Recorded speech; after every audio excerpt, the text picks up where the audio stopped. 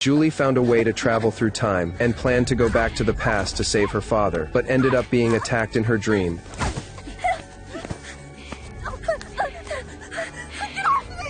But I want to play.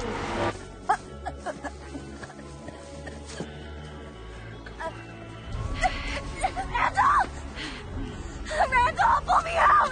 There's no one here to help you. No! To successfully infiltrate the town, the old man in yellow killed the priest on his sickbed with his own hands. When Henry woke up, he found the door to the infirmary wide open. He muttered to himself, "This isn't good," then rushed out. He found Sophia standing alone outside, weeping. Okay, go back inside. I can't. We need to get back inside.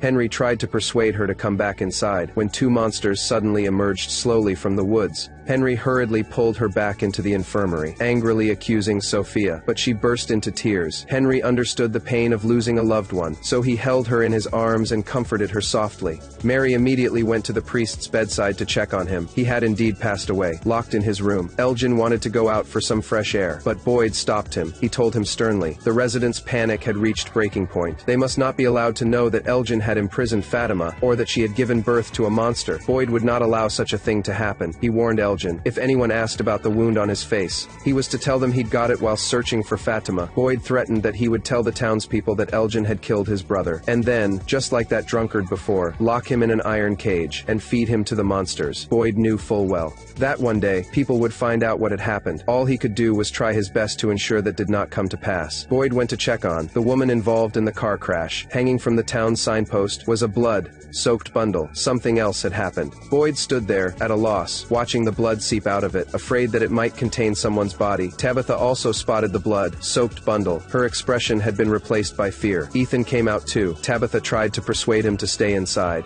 but Ethan had already darted out. Julie was overcome with despair when she saw the bundle. Tabitha told Julie to take Ethan to the barn. Boyd and Jade slowly lowered the bundle from the road sign and opened the sack. Inside was the carcass of a goat. They breathed a sigh of relief. Julie and Ethan arrived at the barn when the door swung open. The scene before them filled them with despair.